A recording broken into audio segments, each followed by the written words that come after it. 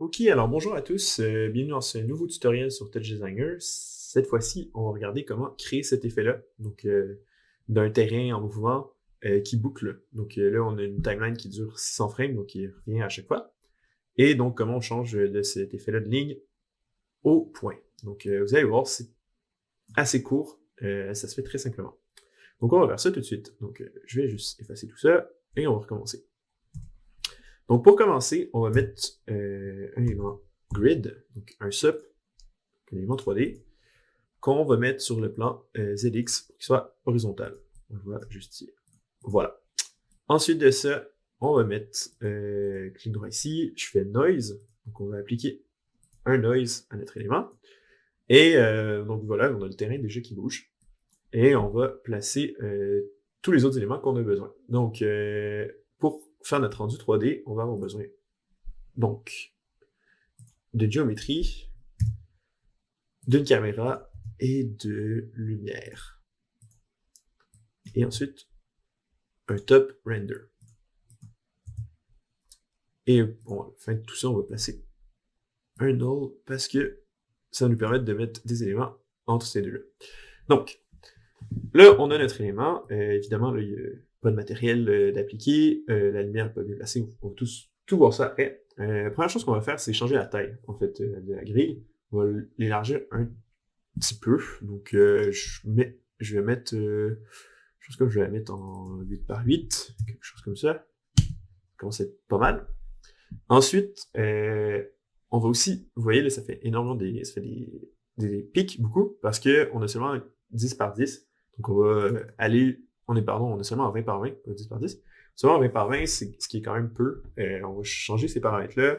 Là, je vais mettre des paramètres, je vais mettre 100 par 100. Faut faire attention, par contre, que votre nombre de FPS ici en haut ne change pas trop, ne baisse pas trop, pardon, parce que, ben, évidemment, c'est du calcul qui est fait sur votre processeur, en fait, ici, donc, et pas sur votre carte graphique. Donc, c'est un petit peu plus compliqué en général pour les ordinateurs, selon si vous êtes la puissance de votre ordi. Vous pouvez ajuster pour mettre plus ou moins de lignes. En fait, c'est ce qui va faire le nombre de points et le nombre de lignes. Donc, voilà, jouer avec ces paramètres-là. Ensuite, on va placer notre caméra comme il faut. Donc, plutôt que de le placer en déplaçant les paramètres ici, je vais juste la déplacer comme ça.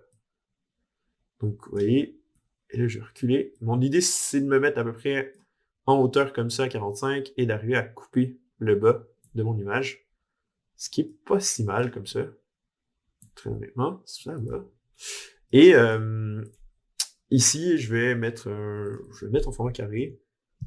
1280 par 1280, pourquoi pas. Et bon, déjà, on voit que ça ressort un peu derrière, donc je vais déplacer un peu ma caméra, la rapprocher un tout petit peu, et voilà. Bon. C'est à peu près l'effet qu'on veut avoir. On veut juste pas voir de transparence ici. Maintenant, on va... Ah, bon, déjà, j'en vois encore un peu. D'accord, je me rapproche. Ok, donc là, ce qu'il faut faire, c'est mettre un matériel là-dessus. On va mettre un matériel line qui, lui, ne sera pas impacté par notre lumière. La lumière va en servir après pour les sphères. Donc, le matériel line, je le dépose sur la géométrie. Et on voit tout de suite l'effet que ça crée. Donc, vous avez des lignes qui sont appliquées, en fait, sur les lignes de la géométrie. Donc, une des choses qu'on va faire ici, là-dedans, c'est jouer sur la distance near et far. Parce qu'en fait, near far, ça détermine c'est justement l'effet que vous voyez là, où les lignes qui sont face à nous sont plus grandes et plus blanches. Donc, pour faire ça, on va aller changer à la fois near far ici, mais avant ça, on va même changer les couleurs. Donc, on va faire en sorte que ce qui est face à nous soit vraiment très très blanc et ce qui est le plus loin disparaisse. Et donc, en jouant sur l'alpha ici. Voilà.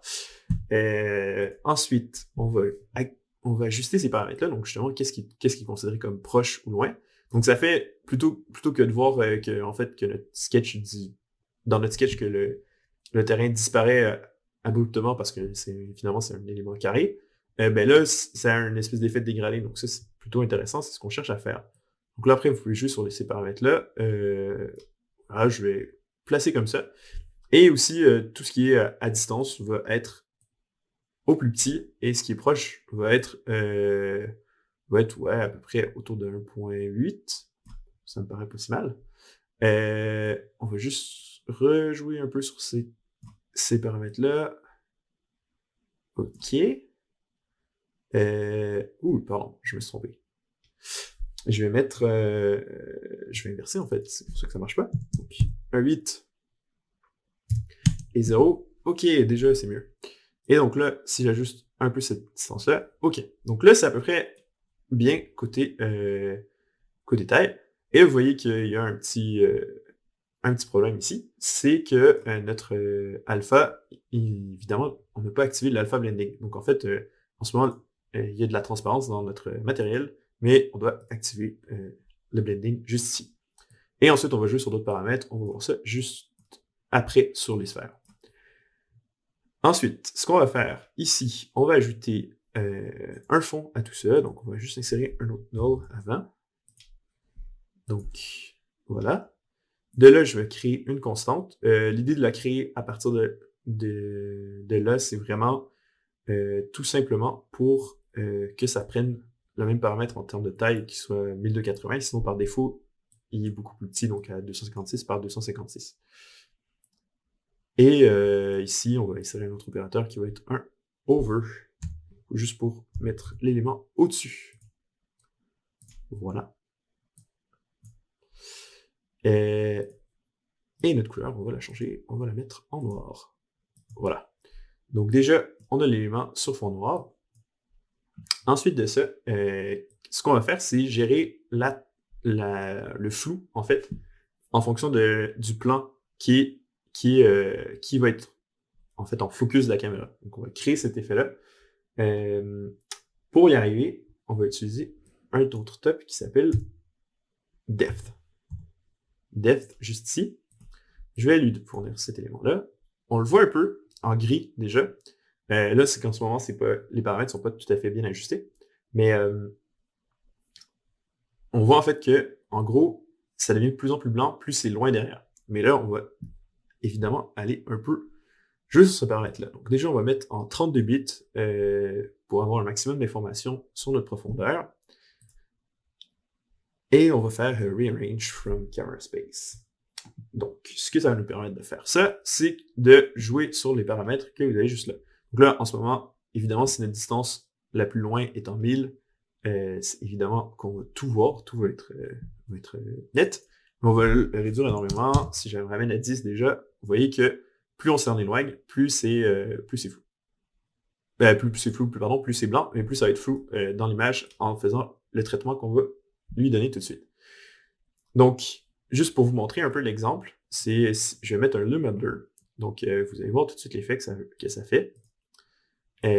Donc, Lumebler, ça va faire un bleu en fonction de la luminosité de l'image qu'on va lui donner en deuxième input. Donc là, si on regarde, en fait, je vais exagérer ces paramètres-là.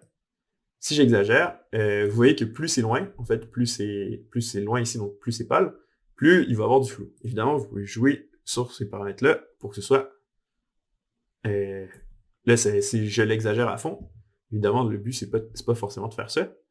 Mais voilà, vous pouvez jouer sur ces paramètres-là. Mais malheureusement, comme on voit, ici, c'est vraiment ce qui est en avant-plan qui est net, et tout le reste est flou. Là, ce qu'on veut faire, nous, c'est avoir un plan net, donc plus loin dans l'image, et en avant flou et en arrière flou. Donc, pour arriver à faire ça, tout simplement, on va utiliser un level, juste ici, et on va utiliser on va l'inverser, en fait. On va inverser notre image complètement, et on va appliquer un élément de composite, donc faire du compositing sur notre image, et appliquer l'élément différence. Et là, vous voyez que à l'avant, c'est vraiment au milieu où c'est le plus foncé. Et là, c'est là qu'il faut en fait vraiment jouer avec ces paramètres-là.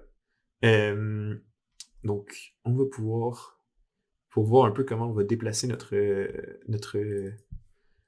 élément juste avant. Donc, ici, c'est pas mal. Là, on va juste essayer de monter un peu le gamma pour que notre plan soit vraiment plus dans le milieu. Donc voilà. Là, vous voyez la différence entre ici où notre ce serait plus net devant, et là, ça va être plus net au milieu, et si je l'exagère, donc je remets dans mon remodeler, on voit que c'est au milieu que c'est plus net. Évidemment, là, il faut vraiment y aller avec parcimonie, il ne faut pas exagérer cet effet-là, ça ne sert à rien. Mais déjà, on a l'effet qui est plutôt intéressant, donc où on voit que c'est plus net au milieu. Vous allez voir, avec les sphères, ça va même encore plus paraître. Après, là, c'est peut-être pas assez, je peux peut-être l'augmenter un petit peu. Voilà. L'idée, c'est de jouer sur ces paramètres-là.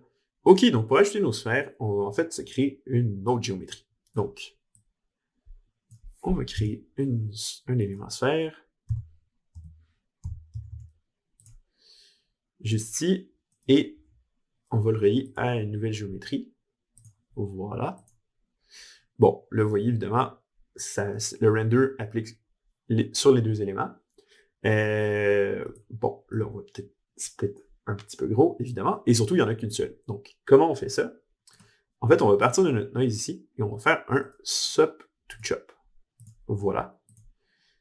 Et en fait, les éléments qu'on voit ici, c'est chacun des points de lien de coordonnées x, y et z, pour le coup, de chacun des points où vous avez les lignes qui sont reliées.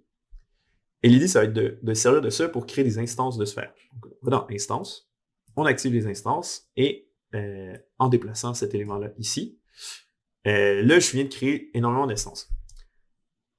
Là, vous voyez que mon nombre de FPS vient de réduire largement. Je vais juste mettre en pause 2 petites secondes ce qui roule en ce moment. Et on va aller déjà réduire la taille de cette grille-là. Je pense qu'il est un petit peu exagéré. Bon, voilà. Donc déjà là-dessus. Et aussi, je vais en profiter tout de suite pour réduire énormément le rayon de ma sphère. Parce que, vous en doutez bien, là, c'est beaucoup trop grand. Je vais aller rentrer à la main, hein, je pense que ça va être plus simple. Ça, c'était les valeurs que j'avais juste avant. Là, c'est peut-être un petit peu petit, mais on va voir, on va juste ajuster. Déjà, ça va rouler un peu plus vite. On va donc remonter. C'était les valeurs que j'avais juste avant. Mais là, on voit qu'il y a la sphère qui est là aussi. Il faut juste... Avant ça, on va déplacer chacune des sphères, comme ça, on va voir vraiment ce que ça donne, et on réajustera la taille après. Donc, je mets en TX, TY et TZ. Et voilà. Donc là, vous avez des sphères à tous les endroits. Donc là, effectivement, peut-être qu'à 0.08, c'était peut-être pas si loin de ce que je voulais. Donc voilà. Donc là, c'est un petit peu plus petit. Ça commence à être intéressant. On va aussi aller ajuster quelques paramètres sur notre noise, parce que là, on voit que ça bouge énormément. Donc, pour revenir un peu sur le noise ici, là, si vous voyez, ça fait des très très grandes vagues. On va juste jouer un petit peu sur ces paramètres-là. Donc, déjà, la seed, vous pouvez choisir celle que vous voulez. Vous mettez, par exemple, vous mettez le chiffre que vous voulez. En fait, ça va juste changer les valeurs du noise. Donc, vous pouvez mettre une seed complètement au hasard, en fait. Et ensuite, on va jouer un peu sur la période. On va la réduire pas mal. Je vais remettre celle que j'avais sur l'autre. Donc là, vous voyez, évidemment, là, ça bouge beaucoup. Mais on va réduire beaucoup l'amplitude. Donc là, voilà. Donc si je réduis l'amplitude, l'idée c'est de ramener l'amplitude à des valeurs qui sont quand même intéressantes. Mais là, tout de suite, bon voilà, c'est un terrain qui bouge un peu moins des grandes vagues. Vous l'augmentez peut-être encore un poil. Ouais, comme ça, c'est pas mal. Donc là, ce qui va nous rester à faire, c'est d'appliquer un matériel à nos sphères. Donc on va lui appliquer un fang, donc le matériel de base. Voilà, c'est très très très simple. On fait ça le plus simplement possible. On l'applique à nos sphères. Évidemment, de base, c'est exactement le même matériel que vous avez par défaut, donc évidemment, il n'y a rien qui change. Ensuite, vous pouvez choisir la couleur que vous voulez. Moi, j'étais parti sur un bleu qui ressemble à peu près à ça, mais en jouant sur un élément ici qui est notre couleur constante, donc j'avais ajouté une grosse couleur constante derrière, en fait. Donc, vous voyez, ça ressemblait à ça, à peu près à notre premier exemple de sphère. Donc, pour l'instant, ça marche bien, je vais garder ça. Vu que je vais avoir de la transparence aussi, je vais aller faire Blending Transparency ici. Et là, vous voyez aussi que, en fait, les lignes disparaissent, mais pas les points. Parce qu'en fait, les points, les lignes, c'est un élément qu'on gère ici. Donc, vous avez ces paramètres-là. Et en fait, pour créer un peu le même effet, on va ajouter un fog dans notre caméra. Donc, fog, c'est un brouillard. Donc, je vais ajouter un brouillard ici. Un brouillard noir. Comme ça. Et je vais ajuster la distance pour que ce soit à peu près la même que notre distance des lignes. Voilà. Si je pourrais aller prendre cette référence-là, mais d'expérience, pas exactement le même effet. Bref, en gros, faut ajuster. Mais vous pouvez très bien prendre cette valeur-là aussi. Je vais enlever aussi la transparence. Voilà. Donc là, c'est à peu près le même. On voit à peu près la même profondeur. Et de ce côté-là, on est très bon. Donc, ce qui va nous rester maintenant, c'est à animer tout ça. Pour l'animation, en fait, on va tout simplement jouer sur l'animation d'alpha, en fait, de ces deux éléments-là. Donc, c'est justement ce qu'on a fait dans l'autre exemple. Donc, pour faire ça, on va utiliser des chops et des patterns. Donc, des patterns, ça nous permet de créer différents motifs, soit sinus, cosinus, triangle, ramp. Bref, vous pouvez créer la formule mathématique que vous voulez.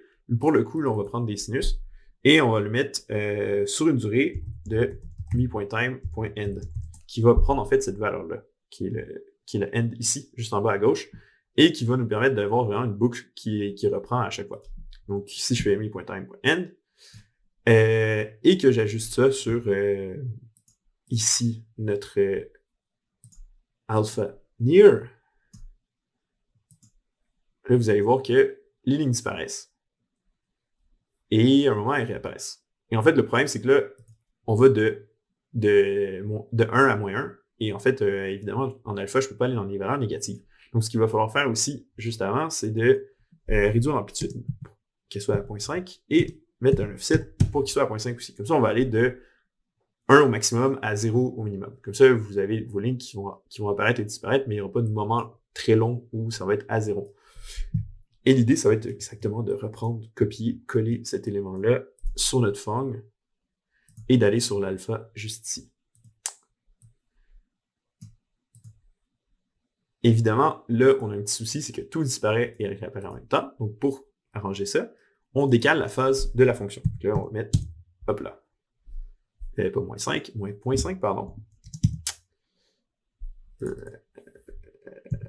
-0,5. OK, c'est bon, ça marche. Donc voilà, là vous avez les sphères qui apparaissent et qui disparaissent inversement par rapport aux lignes.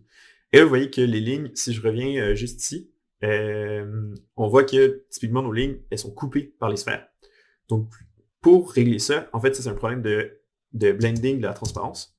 Donc pour faire ça, ici, on va aller ici, on va choisir la depth function, donc la fonction de profondeur. On va dire lui en always. Donc là, ça marche. Et ici, on va lui mettre en not equal. Donc là, vous avez vraiment les deux éléments qui sont en transparence et qui inversent de un à l'autre. Donc là, c'est l'effet qu'on veut. Le dernier point que je vais ajouter pour ce petit tutoriel-là, si vous voulez faire un peu l'effet que ça avait, où vous avez une boucle qui va se répéter à l'infini. Donc là, typiquement, le problème, c'est que le noise ici se transforme en fonction de la durée depuis laquelle j'ai allumé le logiciel.